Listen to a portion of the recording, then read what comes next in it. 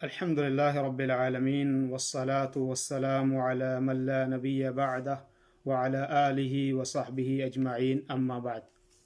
اعوذ باللہ من الشیطان الرجیم بسم اللہ الرحمن الرحیم فإن تنازعتم فی شیء فردوہ الی اللہ والرسول۔ محترم سامعین و ناظرین، ساری تعریفیں اللہ رب العالمین کے لیے ہیں جو ساری کائنات کا خالق اور مالک اور وحدہ لا شریک ہے۔ پیغمبر اعظم محمد رسول اللہ صلی اللہ علیہ وسلم پر درود و سلام نازل ہو، جنہوں نے اللہ رب العالمین وحدہ لا شریک کا پیغام ہم تک پہنچایا، ہدایت کا راستہ دکھایا اور گمراہیوں سے ہماری حفاظت فرمائی۔ جیسے کہ آپ جانتے ہیں کہ اس دور میں بہت سارے لوگ ایسے ہیں کہ جو اللہ اور اس کے رسول صلی اللہ علیہ وسلم کا جو بتایا ہوا منہج ہے، جو بتایا ہوا طریقہ ہے، اس سے کافی دور ہیں، اور کچھ ایسے لوگ بھی ہیں کہ جو اس حقیقت کو نہیں سمجھتے کہ کون سا طریقہ درست ہے اور کون سا منہج صحیح منہج ہے اور کون سا منہج جو ہے وہ نبی کریم صلی اللہ علیہ وسلم اور آپ کے صحابہ کے منہج سے ہٹا ہوا منہج ہے۔ آج کا موضوع انتہائی قیمتی موضوع ہے۔ بہت سارے ساتھیوں کے ذہنوں میں اس کے تعلق سے شکوک اور شبہات ہوں گے، اور اگر وہ اس درس کو مکمل سنیں گے اور اس نیت سے سنیں گے کہ ہمیں اس سے کوئی فائدہ ہو اور ہمیں اللہ رب العالمین صحیح منہج اور صحیح راستہ دکھایا، تو انشاءاللہ وہ اس سے بہت ساری چیزیں سیکھیں گے۔ اور اگر کوئی تعصب کی نیت سے یا کوئی فرقہ واریت کے تعلق سے سنے گا تو یقیناً اس کے لیے وہ چیز فائدہ مند ثابت نہیں ہوگی۔ میں یہ عرض کر رہا تھا کہ آج بہت سارے لوگ صوفیہ اور صوفی منہج کے تعلق سے بات کرتے ہیں، اور اسلامی ممالک میں صوفیہ کا بہت جو ہے دور دورہ ہے، اور اکثر لوگوں کے ذہنوں میں یہ بات ہوتی ہے کہ اسلام جو پھیلا ہے یا اسلام کے پہنچانے میں جو چیز سب سے زیادہ مددگار ثابت ہوئی ہے، لوگوں کے بقول وہ یہ ہے کہ وہ صوفیہ کی محنت اور ان کی جد و جہد ہے۔ کیا یہ بات درست ہے یا یہ درست نہیں ہے؟ تو میں انشاءاللہ اس کے تعلق سے دو چار باتیں آپ کے سامنے انشاءاللہ رکھوں گا۔ اس سلسلے میں صوفیہ کے تعلق سے اس سلسلے میں لوگ دو قسم کے فرقوں میں تقسیم ہیں، اور کچھ اس کی تائید کرتے ہیں اور کچھ اس کی نفی کرتے ہیں۔ کچھ صوفیہ کی اہمیت کو سمجھتے ہیں اور کہتے ہیں کہ یہ گویا کہ بہت بڑا سلسلہ ہے، اور کچھ لوگ اس کو سرے سے مانتے ہی نہیں ہیں۔ اب اس صورت میں ایک مسلمان کو حق و باطل کا امتیاز کیسے کرنا ہے، کیسے ہمیں یہ سمجھ میں آئے گا کہ یہ جو صوفیہ کا سلسلہ ہے یہ درست ہے یا غلط ہے، یہ ہمیں کیسے سمجھ میں آئے گا؟ اور اگر یہ صوفیہ کا سلسلہ حق ہے تو پھر ہمیں بھی اس کے اوپر چلنا چاہیے اور ہمیں اس کی تبلیغ بھی کرنی چاہیے، اور اگر یہ باطل ہے، یہ درست نہیں ہے، تو پھر ہمیں اس سے رکنا بھی چاہیے اور لوگوں کو اس سے روکنا بھی چاہیے۔ یہ ہمارا فرض بنتا ہے۔ لیکن یہ ہم کیسے مانیں گے کہ یہ بات درست ہے اور یہ بات غلط ہے؟ تو اس کے لیے ہمارے پاس ایک ترازو ہے، اور وہ ترازو ہے اللہ اور اس کے رسول کا بتایا ہوا ترازو۔ اس ترازو کے اندر ہم رکھیں گے کہ یہ بات کون سی بات درست ہے اور کون سی بات غلط ہے، تو وہ ترازو خود ہی اس کا فیصلہ کر دے گا کہ صحیح منہج اور صحیح طور طریقہ کیا ہے۔ قرآن مقدس میں اللہ رب العالمین نے سورہ النساء میں فرمایا فَإِن تَنَازَعْتُمْ فِي شَيْءٍ فَرُدُّوهُ إِلَى اللَّهِ وَالرَّسُولِ، کہ اگر آپ کے مابین کسی مسئلے میں اختلاف پیدا ہو جائے تو اس مسئلے کو اللہ اور اس کے رسول کی طرف لوٹا دو۔ تو ہم بھی یہی سمجھیں گے کہ اس مسئلے کو ہم اللہ اور اس کے رسول اور اس کے صحابہ کے منہج کے مطابق ہم اس کو سمجھنے کی کوشش کریں گے۔ اب یہ ہے کہ نبی کریم صلی اللہ علیہ وسلم کا جو سب سے مقدس دور ہے، سب سے محترم دور ہے، اس میں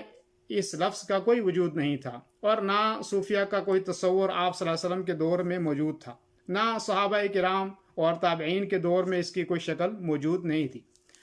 اب ان ادوار کے بعد میں کچھ زاہدوں کی ایک جماعت پیدا ہوئی، اور یہ جو زاہدوں کی جماعت تھی یہ اونی کپڑے پہنا کرتی تھی، اور اونی کپڑے موٹے قسم کے جو کپڑے ہوتے تھے اور وہ ان کو پہن کے رکھتی تھی، اور اسی اونی لباس کے پہننے کی وجہ سے ان کا نام جو ہے وہ صوفیہ نام رکھا گیا۔ اور حقیقت یہ لفظ نکلا کہاں سے ہے؟ یہ وہیں سے نکلا ہے کہ جو لوگ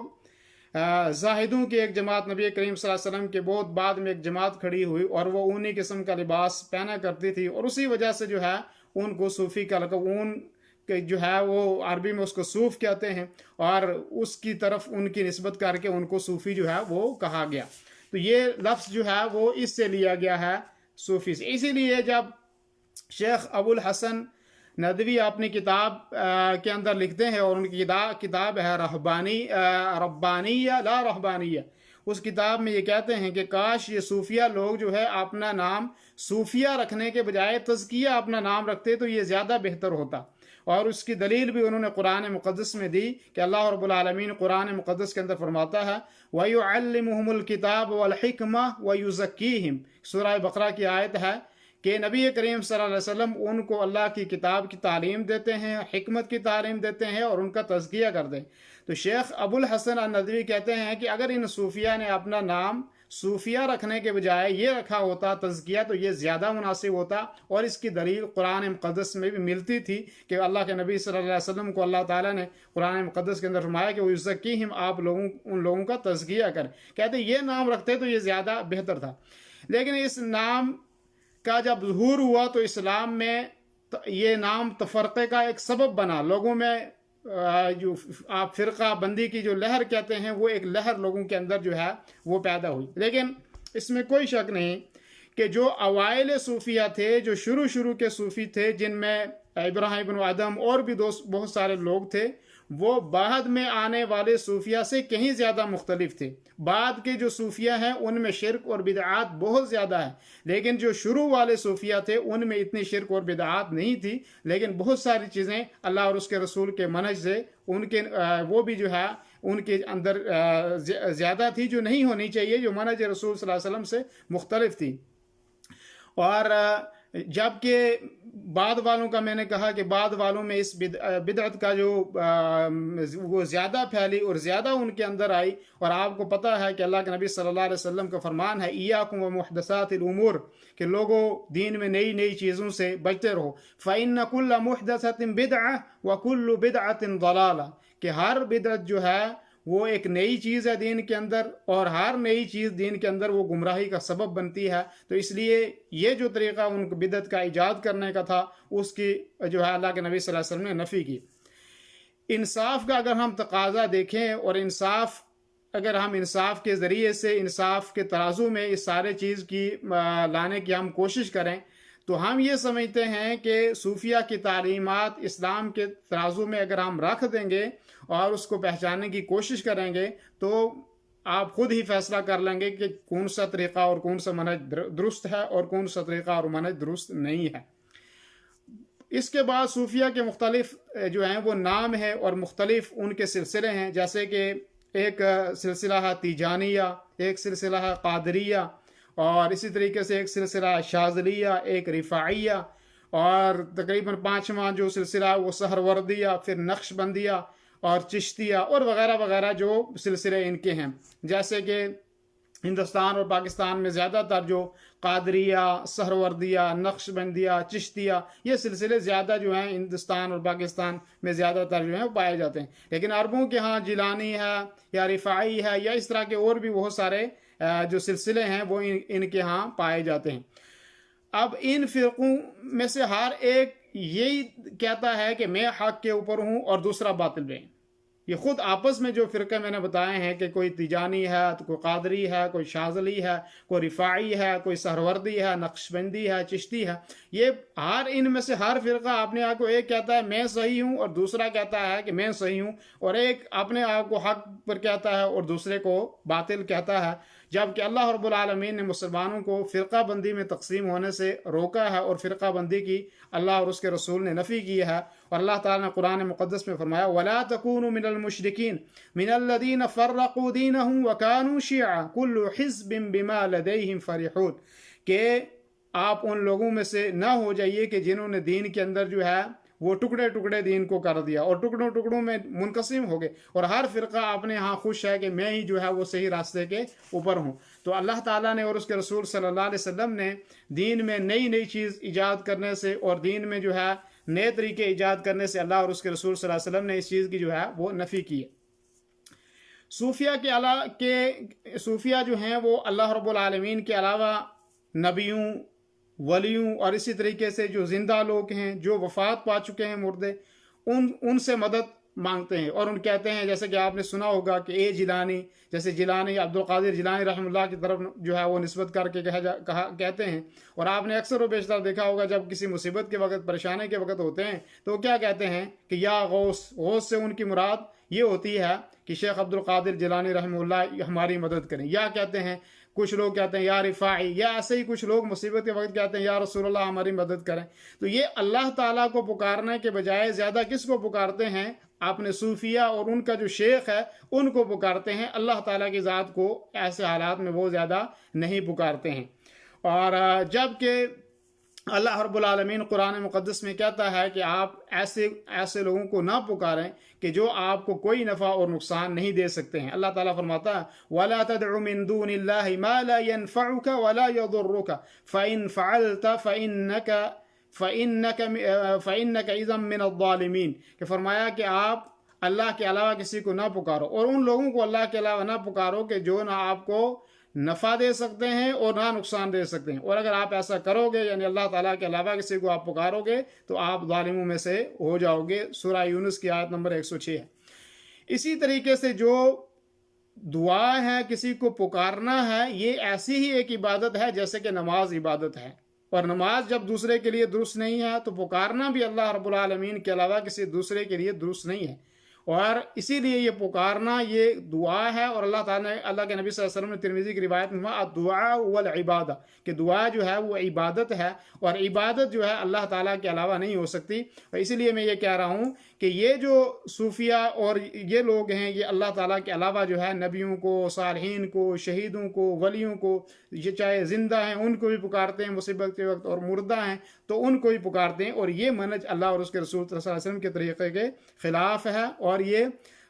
شرک اکبر ہے، اور شرک اکبر کرنے کی وجہ سے آدمی کے عمل برباد ہو جاتے ہیں، اور شرک اکبر کا مرتکب جو ہے وہ ہمیشہ جہنم میں جاتا ہے۔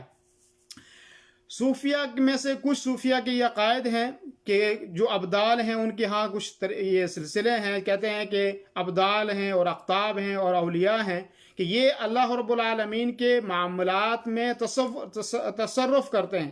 اور ان کو جو ہے معاملات کی تدبیر جو ہے وہ دی گئی ہے، ان کا یہ کہنا ہے، جبکہ اللہ تعالیٰ کہتا ہے وَمَن يُدَبِّرُ الْأَمْرَ فَسَيَقُولُونَ اللَّهُ، کہ معاملات کی تدبیر کون کرتا ہے؟ تو کہہ دیجئے کہ وہ اللہ ہی ہے جو معاملات کی تدبیر کرتے ہیں، یعنی ان لوگوں کے ہاتھ میں کچھ بھی نہیں ہے، جو بھی دنیا میں اللہ تعالیٰ جو تصرف ہے وہ اللہ تعالیٰ کا اختیار ہے، اور اللہ تعالیٰ ہی جو ہے وہ تصرف کرتا ہے۔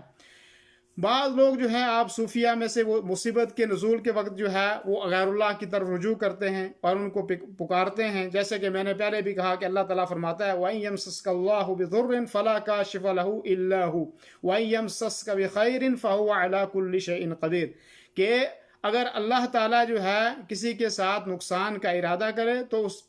کو کوئی اس نقصان کو دور کرنے والا نہیں ہے مگر اللہ تعالیٰ کی ذات، یعنی اللہ ہی اس نقصان کو دور کر سکتا ہے اور کوئی نہیں کرنے والا۔ اور اگر اللہ تعالیٰ کسی کے ساتھ خیر کا ارادہ کرتا ہے تو وہ ہر چیز پر قادر ہے، وہ خیر دے سکتا ہے، اور کسی کے ہاتھ میں کوئی طاقت نہیں کہ جس آدمی کو اللہ تعالیٰ خیر دینا چاہتا ہو اور کوئی آدمی جو ہے اس آدمی سے خیر چھین لے، ایسا کوئی بھی نہیں، اور خیر اللہ تعالیٰ کے ہاتھ کے اندر ہے، اور بلائی اللہ تعالیٰ دینے والا ہے، کوئی جو ہے کسی آدمی کے ہاتھ سے بلائی جو ہے وہ نہیں چھین سکتا۔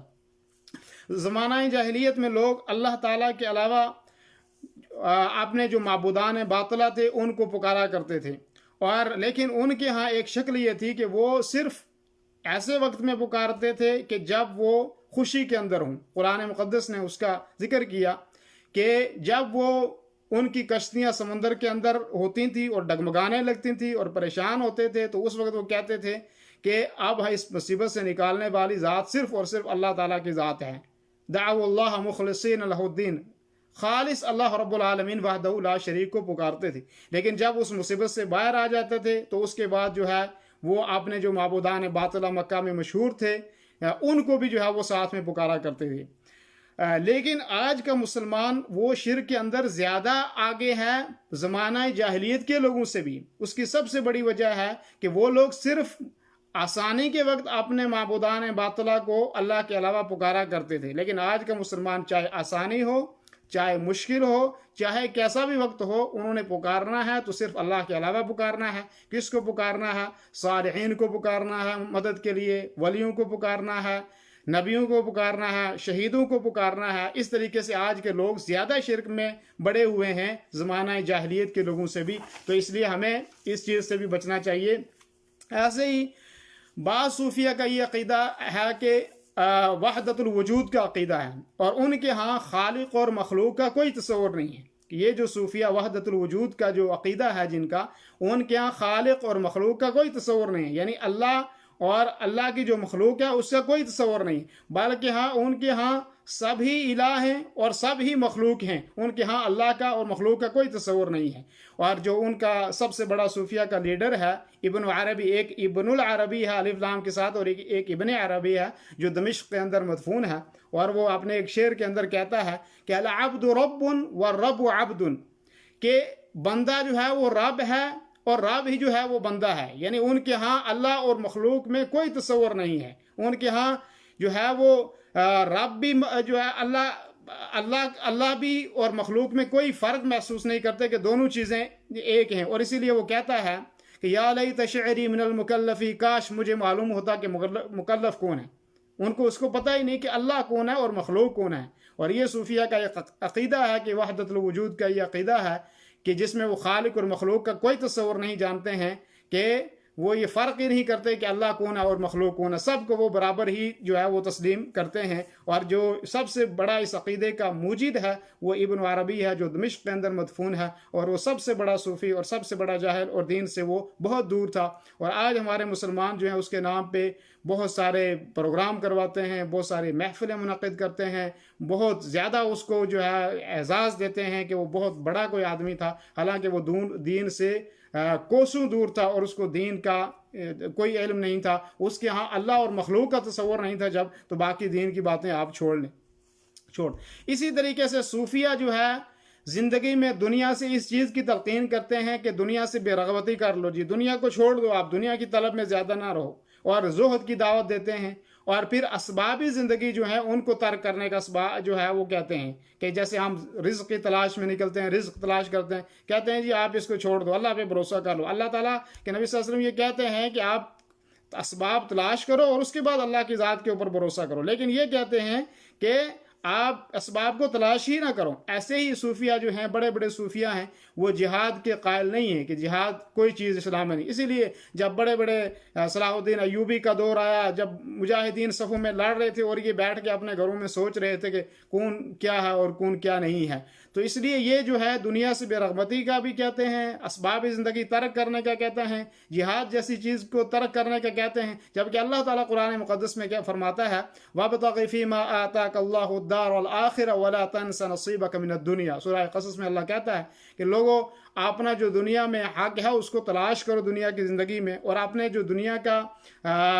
اپنے آخرت بھی تلاش کرو اور دنیا بھی تلاش کرو، اور دنیا کا جو حصہ اللہ تعالیٰ نے آپ کے لیے مقرر کیا ہے اس کو ترک نہ کرو، بلکہ اس کی تلاش کی جستجو اور کوشش جو ہے وہ آپ کو کرنی چاہیے۔ اسی طرح یہ لوگ جہاد کے منکر ہیں، جبکہ اللہ تعالیٰ قرآن میں کہتا ہے وَأَعِدُّوا لَهُم مَّا اسْتَطَعْتُم مِّن قُوَّةٍ، کہ جتنی طاقت ہو سکے آپ کے پاس جان اور مال، اسباب اور ذرائع اور اسلحہ، اس کے حساب سے آپ جہاد کی تیاری کرو۔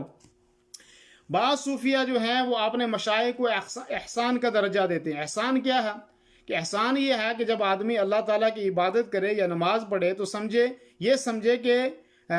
اس کو عربی میں حدیث سمجھا دیتا ہوں کہ اللہ کے نبی صلی اللہ علیہ وسلم الاحسان ان تعبد اللہ کأنک تراہ، کہ آپ احسان یہ ہے کہ آپ اللہ کی عبادت ایسے کریں کہ گویا کہ آپ اللہ تعالیٰ کو دیکھ رہے ہیں۔ فَإِن لَّمْ تَكُن تَرَاهُ فَإِنَّهُ قَدْ يَرَاكَ، اگر آپ ایسا تصور نہیں کر سکتے کہ میں اللہ کو دیکھ رہا ہوں تو یہ سمجھیں کہ اللہ تعالیٰ مجھے دیکھ رہا ہے۔ تو یہ احسان کا جو درجہ ہے یہ اللہ تعالیٰ کے لیے ہے کہ بندہ یہ تصور کرے کہ اللہ تعالیٰ مجھے دیکھ رہا ہے اور میں اللہ کو دیکھ رہا ہوں، اور اگر یہ نہ کر سکے تو یہ کہے کہ گویا کہ اللہ تعالیٰ مجھے دیکھ رہا ہے۔ لیکن یہ صوفیہ کیا کرتے ہیں کہ یہ کہتے ہیں کہ ان کے ہاں یہ ہے کہ جو ان کا شیخ ہوتا ہے یہ اس کا تصور نماز کے اندر میں لاتے ہیں، اور یہاں تک کہ کتاب میں نے پڑھا کہ وہ کہتے ہیں ایک آدمی کو دیکھا کہ وہ آدمی اپنی نماز کی حالت میں اپنے شیخ کا فوٹو سامنے رکھ کے نماز پڑھا کرتا تھا، کہ وہ اس کو احسان کا درجہ سمجھتے ہیں، یعنی جو کام اللہ کے لیے کرنا چاہیے تھا وہ یہ کہ کہتے ہیں کہ اپنے مشائخ اور اپنے جو صوفیہ ان کے جو ہیں ان کے لیے کہتے ہیں کہ یہ کام کرنا چاہیے۔ اسی طریقے سے صوفیہ جو ہے اللہ کی عبادت کے کہتے ہیں کہ اللہ کی عبادت اس لیے نہیں کرنی چاہیے کہ کوئی آدمی جنت کے شوق میں اللہ تعالیٰ کی عبادت کرتا ہے، کہتے ہیں یہ طریقہ صحیح نہیں ہے، جنت کے شوق کے لیے اللہ کی عبادت نہیں کرنی چاہیے، اور اسی طریقے کہتے ہیں کہ جہنم کے ڈر سے اللہ تعالیٰ کی عبادت نہیں کرنی چاہیے، یہ صوفیہ کا عقیدہ ہے۔ اور اسی طریقے سے اور اسی چیز کی جو ہے وہ رابعہ بصریہ، رابعہ ادویہ جس کو کہتے ہیں، وہ یہ کہتی تھی کہ اگر کوئی آدمی جہنم کے ڈر سے اللہ کی عبادت کرتا ہے تو سمجھو کہ وہ جہنم کی عبادت کر رہا ہے، اور اگر کوئی جنت کی شوق کے لیے عبادت کرتا ہے تو سمجھو کہ وہ جنت کی عبادت کر رہا ہے، جبکہ یہ بات درست نہیں ہے۔ ایسے ہی جو ہے وہ عبد الغنی النابلسی کا شعر پڑھا کرتی تھی، جس کا معنی جو میں نے بتا دیا وہی یہ معنی ہے، جبکہ اللہ تعالیٰ قرآن مقدس کے اندر اس چیز کی وضاحت کرتا ہے، اور اللہ تعالیٰ کہتا ہے کہ انبیاء علیہ الصلوۃ والسلام کی صفت یہ ہے کہ انبیاء علیہ السلام کیا کرتے ہیں، انہم کانوا یسارعون فی الخیرات، کہ خیرات کے معاملے میں نیکی کے کاموں میں انبیاء علیہ الصلوۃ والسلام جلدی کرتے ہیں، وَيَدْعُونَنَا رَغَبًا وَرَهَبًا، اور وہ چاہت کے ساتھ اور جستجو کے ساتھ اللہ تعالیٰ کو پکارتے ہیں، ڈر اور امید کے ساتھ اللہ تعالیٰ کو پکارتے ہیں۔ تو جنت کے شوق کے لیے عبادت کرنا یہ عین شریعت کے مطابق ہے، اللہ کے نبی صلی اللہ علیہ وسلم اسی لیے عبادت کرتے تھے۔ جہنم کے ڈر سے آدمی اللہ تعالیٰ کی عبادت کرے، یہ انبیاء علیہ السلام اور صحابہ اور سب کا سنت کا طریقہ ہی ہے۔ لیکن صوفیہ کیا کہتے ہیں کہ آپ جنت کے شوق کے لیے عبادت نہ کریں اور جہنم کے ڈر کے لیے آپ عبادت نہ کریں، تو یہ شریعت کے بالکل خلاف ہے، یہ اصول ہی ان کا۔ اسی طریقے سے جو ہے اور جب کہ اللہ تعالیٰ قرآن میں کہتا ہے قُلْ إِنِّي أَخَافُ إِنْ عَصَيْتُ رَبِّي عَذَابَ يَوْمٍ عَظِيمٍ، کہ کہہ دیجیے اگر انی اخاف، میں اللہ تعالیٰ سے ڈرتا ہوں کہ ایسے وقت سے کہ جب میں اللہ تعالیٰ کی نافرمانی کروں کہ اللہ تعالیٰ مجھے اپنے عذاب کے اندر جو ہے وہ گرفتار کر لے۔ بعض صوفیہ آپ نے دیکھا ہوگا کہ وہ ناچ گانے اور بجانے کو جو ہے وہ عبادت سمجھتے ہیں، اور اسی لیے آپ نے دیکھا ہوگا کہ صوفیہ کی مجلسوں میں ڈھول ڈمکا بہت زیادہ چلتا ہے، اور بہت ڈھول بجاتے رہتے ہیں وہ، اور گانے بھی گاتے ہیں مجلسوں کے اندر، ڈھول بھی بجاتے ہیں، اور اللہ کا ذکر کے لیے آواز بلند کرتے ہیں، جبکہ اللہ تعالیٰ کے رسول صلی اللہ علیہ وسلم کا یہ طریقہ ہے کہ آپ ذکر میں آواز پس کریں، اونچی آواز سے ذکر کرنے کی ضرورت نہیں ہے، کہ آپ کسی بہرے کو نہیں سنا رہے، اللہ تعالیٰ آہستہ بھی جو ہے وہ سننے والا ہے۔ تو ایک تو یہ کرتے ہیں، اسی لیے آپ نے دیکھا ہوگا، آپ بے شمار یوٹیوب کے اوپر جو ہے وہ پڑی ہوئے ہیں ان کے، آپ دیکھیں گے وہ کیسے ناچ کرتے ہیں، کیسے گانے گاتے ہیں مجلسوں میں، بڑی بڑی داڑیاں جو ہیں وہ رکھی ہوئی ہیں، امامے جو ہے وہ پہنے ہوئے ہیں، تو آپ اس سے کیا سمجھیں گے کہ یہ دین کا منہج اور دین کا طریقہ یہ نہیں ہے۔ اور اللہ تعالیٰ اللہ تعالیٰ قرآن مقدس میں فرماتا ہے ادعوا ربکم تضرعا وخفیہ، کہ اللہ تبارک و تعالیٰ کو آپ اپنے پروردگار کو گڑ گڑا کے پکارو، عاجزی کے ساتھ پکارو، اور انکساری کے ساتھ اللہ تعالیٰ کو آپ پکارو۔ اسی طریقے سے اللہ کے نبی صلی اللہ علیہ وسلم نے صحابہ کو ایک جگہ فرمایا جب وہ زور زور سے ذکر کر رہے تھے، جیسے ہمارے ہاں جنازوں میں اور اس طرح لوگ زور زور سے ذکر کرتے ہیں، تو اس طرح وہ جب جہاد میں تھے تو زور زور سے ذکر کرتے۔ اللہ کے نبی صلی اللہ علیہ وسلم فرمایا لوگوں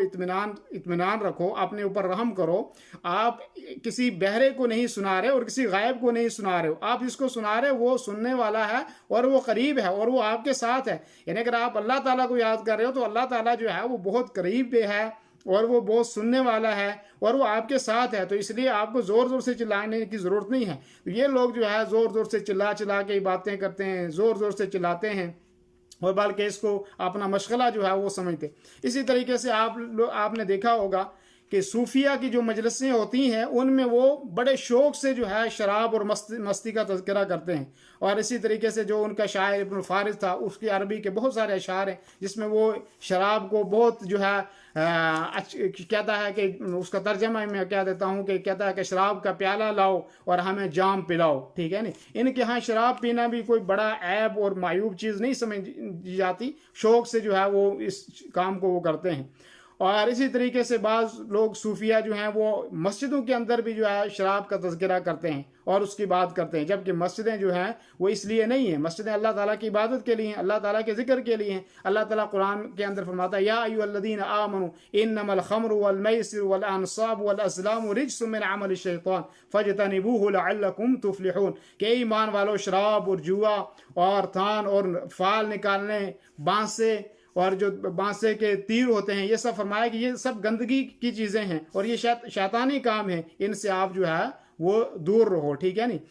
تو اسی طریقے سے صوفیہ جو ہے ذکر کی مجلسوں میں اکثر و بیشتر آپ سنتے ہیں کہ عورتوں کا تذکرہ کرتے ہیں، لونڈیوں کا تذکرہ کرتے ہیں، عشقیہ اشعار جو ہیں وہ کہتے ہیں، محبت اور عشق کے ترانے گاتے ہیں، خواہشات اور لیلا مجنوں کے قصے آپ صوفیہ کی مجلسوں میں اکثر دیکھیں گے۔ اور اکثر آپ دیکھیں گے کہ ناچ گانے، رقص اور اسی طریقے سے شراب کی محفلیں جو ہے وہ عام ہوتے۔ رقص تو عام آپ دیکھ لیں گے کہ یوٹیوب پہ اگر آپ سرچ کریں گے صوفیہ تو بے شمار آپ کو ملے گا کہ جو ہے صرف ناچ اور گانا اکثر جو ہے ان کے ہاں کوئی عیب نہیں سمجھا جاتا، بلکہ اس کو بڑی اہمیت دیتے ہیں کہ کوئی اچھی چیز ہے۔ جبکہ اللہ تعالیٰ نے مشرکین مکہ کے بارے میں فرمایا کہ وما كان الصلاة عند البيت الا مكاء وتصديا، کہ مشرکین مکہ کی عبادت یہی تھی کہ خانہ کعبہ کے پاس تالیاں بجاؤ، سیٹیاں بجاؤ، اس کو یہ عبادت سمجھتے تھے۔ تو اسی طریقے سے صوفیہ بھی سیٹیاں اور تالیاں بجا کر جو ہے بس اپنا وقت پاس کرتے ہیں، جبکہ یہ چیز جو ہے وہ غلط ہے، اور اس چیز کی اللہ تعالیٰ اور اس کے رسول صلی اللہ علیہ وسلم نے اس چیز کی جو ہے مذمت کی۔ اور جبکہ ڈھول اور ڈمکہ اور بانسری اور میوزک جو ہے اللہ تعالیٰ اور اس کے رسول صلی اللہ علیہ وسلم نے اس سے جو ہے وہ منع کیا ہے، اور اس چیزوں سے ہمیں جو ہے وہ منع رہنا چاہیے۔ اسی طریقے سے بعض صوفیہ جو ہیں وہ کہتے ہیں کہ ہائے داد، یعنی وہ جو ہے غیر اللہ کو پکارتے ہیں، جنوں اور شیاطین سے وہ مدد لیتے ہیں، اور خود جو ہے آپ بعض دفعہ دیکھا ہوگا کہ آپ نے جسم کو لوہے کے سلاخوں سے وہ جو ہے وہ مارتے اور پیٹتے ہیں، اور بلکہ شیطانوں کو یاد کرتے ہیں اور ان کا ذکر کرتے ہیں، جبکہ اللہ تعالیٰ کہتا ہے کہ وَمَن يَعْشُ عَن ذِكْرِ الرَّحْمَنِ نُقَيِّضْ لَهُ شَيْطَانٌ فَهُوَ لَهُ قَرِينٌ، کہ جو لوگ اللہ کے ذکر سے اعراض کرے گا، رحمان کے ذکر سے جو اعراض کرے گا، تو اللہ تعالیٰ اس کے اوپر شیطان مسلط کر دے گا۔ تو یہ اللہ غیر اللہ کا ذکر اسی لیے کرتے ہیں کہ تاکہ ان کے اوپر جو ہے وہ شیطان مسلط ہو جائے اور جو یہ کہیں اور شیطان وہ اس کو کرے۔ اسی طریقے سے جو ہے صوفیہ جو ہیں وہ اکثر و بیشتر آپ نے دیکھا ہوگا کہ کرامات ظاہر کرتے ہیں، اور وہ کہتے ہیں کہ جو یعنی ایسی کرامات کہ جو شریعت میں نہیں ہیں، جن کا جو حقیقت میں ان کو ملتی نہیں ہے، خواہ مخواہ اپنے آپ کو پیٹنا، خواہ مخواہ اپنے آپ کو لٹکائے رکھنا، خواہ مخواہ کو اس طرح کی بات کرنا کہ جس کی جو گمراہی ہے، اور غیر اللہ کو پکار کے جو ہے اپنے آپ کو شیطانوں کے قریب کرنا۔ اور اللہ تعالیٰ کہتا ہے وَمَنْ أَضَلُّ مِمَّنْ يَدْعُو مِن دُونِ اللَّهِ، کہ اس آدمی سے گمراہ کون ہے جو کہ اللہ کے علاوہ کسی اور کو جو ہے وہ پکارتا ہے۔ اسی طریقے سے فرمایا اللہ رب العالمین نے قُلْ مَنْ كَانَ فِي الضَّلَالَ فَلْيَمْدُدْ لَهُ الرَّحْمَنُ مَدًّا، کہ کہہ دی کہ جو گمراہی میں ہوتا ہے رحمان اس کو کافی مہلت دیتا ہے، اللہ تعالیٰ اس کو ڈھیل دیتا ہے کافی۔ اور اسی طریقے سے جیسے کہ میں نے کہا کہ صوفیہ کے بہت سارے طریقے ہیں، جبکہ اسلام کہتا ہے کہ ہمارا ایک ہی طریقہ ہے، اور اللہ تعالیٰ نے قرآن مقدس کے اندر فرمایا کہ وَأَنَّ هَذَا صِرَاطِي مُسْتَقِيمًا فَاتَّبِعُوهُ وَلَا تَتَّبِعُوا السُّبُلَ فَتَفَرَّقَ بِكُمْ عَنْ سَبِيلِهِ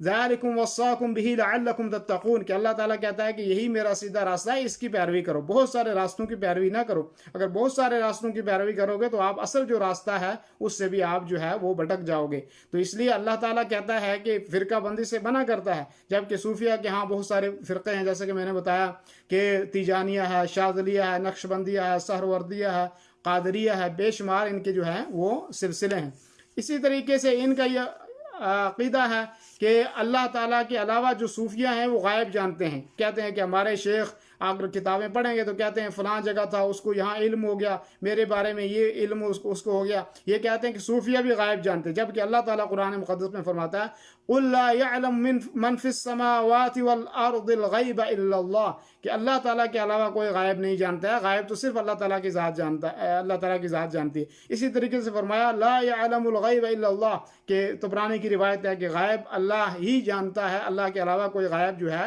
وہ نہیں جانتا ہے۔ اسی طریقے سے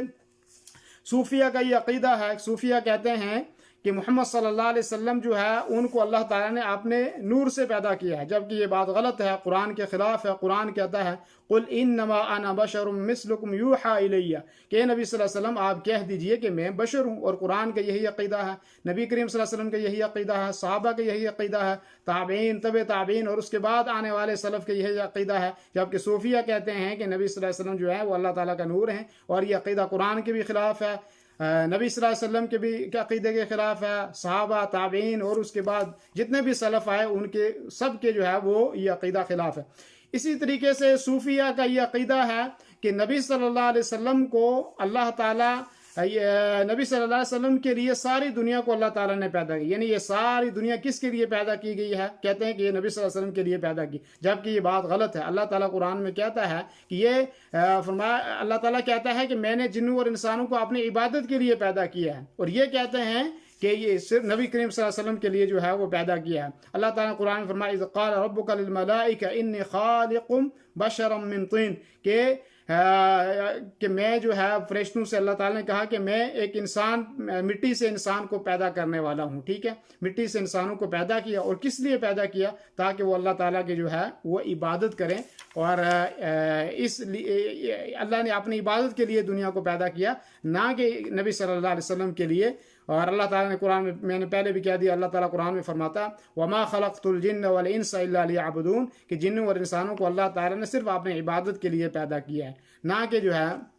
نبی صلی اللہ علیہ وسلم کے لیے۔ اسی طریقے سے صوفیہ کہتے ہیں کہ دنیا میں اللہ کی رؤیت کے قائل ہیں، کہتے ہیں کہ دنیا میں انسان اللہ تعالیٰ کو دیکھ سکتا ہے، جبکہ کوئی انسان اس دنیا میں اللہ تعالیٰ کو نہیں دیکھ سکتا ہے، ٹھیک ہے نہیں۔ اور یہ عقیدہ قرآن کا ہے۔ موسیٰ علیہ السلام نے جو ہے اللہ تعالیٰ کو دیکھنے کی خواہش ظاہر کی تھی، تو اللہ تعالیٰ نے فرمایا تھا لن ترانی، کہ اللہ تعالیٰ نے فرمایا تھا کہ آپ مجھے نہیں دیکھ سکتے۔ تو کوئی بھی آدمی کتنا بھی متقی اور پرہیزگار ہو تو وہ اللہ تعالیٰ کو دنیا میں نہیں دیکھ سکتا، ٹھیک ہے نہیں۔ لیکن ان کا یہ عقیدہ ہے کہ اللہ تعالیٰ کو دنیا میں صوفیہ اور بڑے بڑے جو ان کے مشائخ ہیں کہتے ہیں کہ وہ اللہ تعالیٰ کو دیکھ سکتے ہیں، ٹھیک ہے، اور یہ عقیدہ بھی قرآن اور سنت کے خلاف ہے۔ اسی طریقے سے صوفیہ کا یہ بھی عقیدہ ہے، وہ کہتے ہیں کہ بیداری کی حالت میں، یعنی جاگ رہا ہے کوئی ایسی، تو تب بھی وہ اللہ تعالیٰ کے نبی صلی اللہ علیہ وسلم کو دیکھ سکتا ہے، ان کی زیارت کر سکتا ہے، جبکہ یہ عقیدہ اللہ کے رسول صلی اللہ علیہ وسلم کے صحابہ کا نہیں تھا۔ کوئی صحابی، پورے صحابہ میں کوئی ایک صحابی بھی یہ نہیں کہہ سکتا کہ میں نے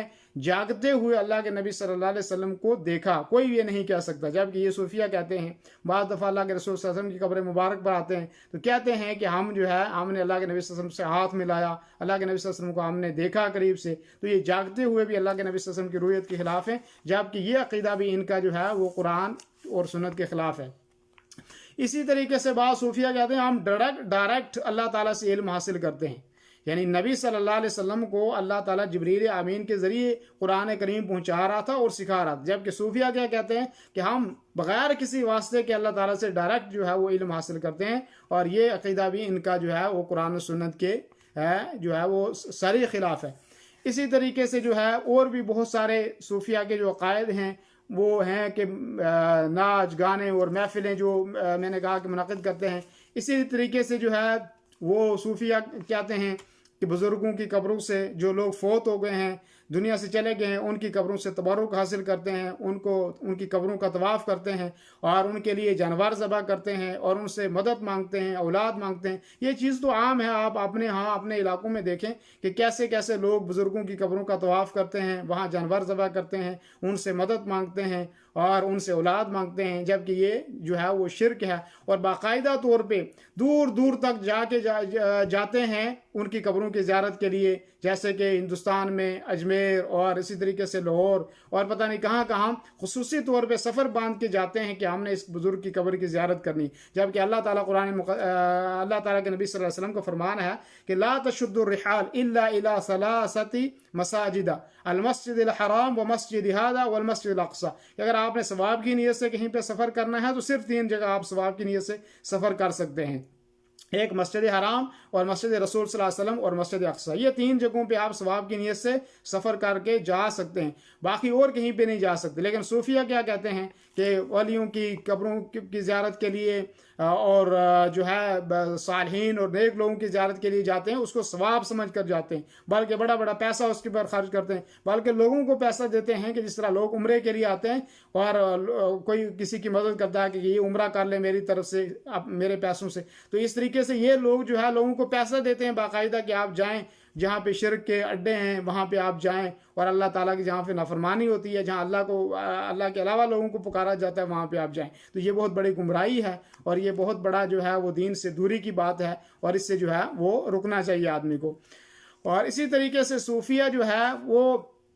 इस्तिखारा के लिए जो है, जबकि इस्तिखारा एक जायज़ चीज़ है, इस्तिखारा करना चाहिए। अल्लाह के नबी सल्लल्लाहु अलैहि वसल्लम ने जैसे कुरान की कोई आयत सिखाते हैं, ऐसे सहाबा को इस्तिखारा अल्लाह के नबी सल्लल्लाहु अलैहि वसल्लम सिखाते थे। लेकिन ये क्या करते हैं, इस्तिखारा के लिए जो है वो तावीज़ लिखते हैं और कोई तलासम जो है लिखते हैं, दायरे भरते हैं और पता नहीं क्या क्या करते हैं, और फिर जो है जो लोग इनके पास आते हैं उनसे कोई उनकी माँ का नाम पूछता है, कोई उनकी बीवी का नाम पूछता है, और कोई जो है उनके दाएं बाएं जो है वो नाम पूछते हैं, जबकि ये चीज़ जो है वो कुरान और सुन्नत के ख़िलाफ़ है। और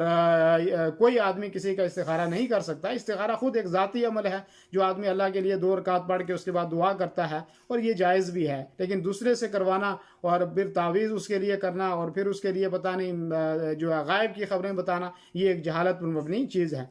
और इसी तरीके से सूफिया जो है वो नबी करीम सल्लल्लाहु अलैहि वसल्लम से कहते हैं कि हमें जो नबी सल्लल्लाहु अलैहि वसल्लम का तरीका है वो हमारे लिए ज़रूरी नहीं है कि हम उसके ऊपर अमल करें। ये सूफिया का अक़ीदा है, कहते हैं हमारे लिए सुन्नतों पर अमल करना ज़रूरी नहीं है, हम गोया कि एक अलग चीज़ है, हमारे लिए कोई ज़रूरी नहीं है कि हम कुरान और सुन्नत की हर चीज़ को जो है वो माने, बल्कि हमारे लिए जो है अपना एक तरीका है, हमारा एक अपना मनहज और एक अपना फ़लसफ़ा है, और उसके मुताबिक वो चलते हैं। जबकि हमारे लिए जो है वो नबी करीम सल्लल्लाहु अलैहि वसल्लम की शरीयत है, वो मानना ज़रूरी है। इसलिए सूफिया जो हैं वो दुरूद शरीफ भी आप देखेंगे जो अल्लाह के रसूल सल्लल्लाहु अलैहि वसल्लम ने हमें दुरूद सिखाया है, जो नमाज में पढ़ा जाता है, उसके अलावा बेशुमार दुरूद उन्होंने बनाए हुए हैं, और जो उनको पढ़ते हैं बल्कि उनकी फजीलतें कोई 80 लाख का सवाब और पता नहीं क्या, कोई दुरूद ताज है, कोई दुरूद लखी है, पता नहीं क्या अपनी अपनी तरफ से दुरूद जो है वो बनाए हुए हैं, और उन दुरूदों की ये ज़्यादा फजीलत समझते हैं उस दुरूद के मुकाबले में जो अल्लाह के नबी सल्लल्लाहु अलैहि वसल्लम ने हमें बताया है। तो इसलिए ये जो तरीका है ये भी गलत है, और इससे भी हमें जो है वो बचने की कोशिश जो है वो करनी चाहिए। ये बाज़ चीज़ें थी जो सूफिया और उनके अक़ायद के ताल्लुक़ से मैंने आपके सामने जो है वो रखी हैं, और मुझे उम्मीद है इंशाल्लाह कि आप इस दर्स को शुरू से सुनेंगे और सुन के और उसको जो है वो ठंडे दिमाग के ज़रिए से उस पर अमल करने की कोशिश भी करेंगे, और जो खुराफात और बिदआत हमारे माहौल और हमारे इलाक़ों में जो राइज हैं उससे आप दूर रहने की कोशिश जो है वो करेंगे। अल्लाह रब्बुल आलमीन हमें कुरान और सुन्नत पर अमल करने की तौफ़ीक़ अता फ़रमाए, और अल्लाह रब्बुल आलमीन ने शिरक और बिदआत और खुराफात और इन चीज़ों से रब्बुल आलमीन हमारी हिफ़ाज़त फ़रमाए। जज़ाकुमुल्लाह खैर व सल्लल्लाहु वसल्लम अला नबीना मुहम्मद व अला आलिहि व सहबिहि अजमईन। वस्सलामु अलैकुम व रहमतुल्लाहि व बरकातुहू।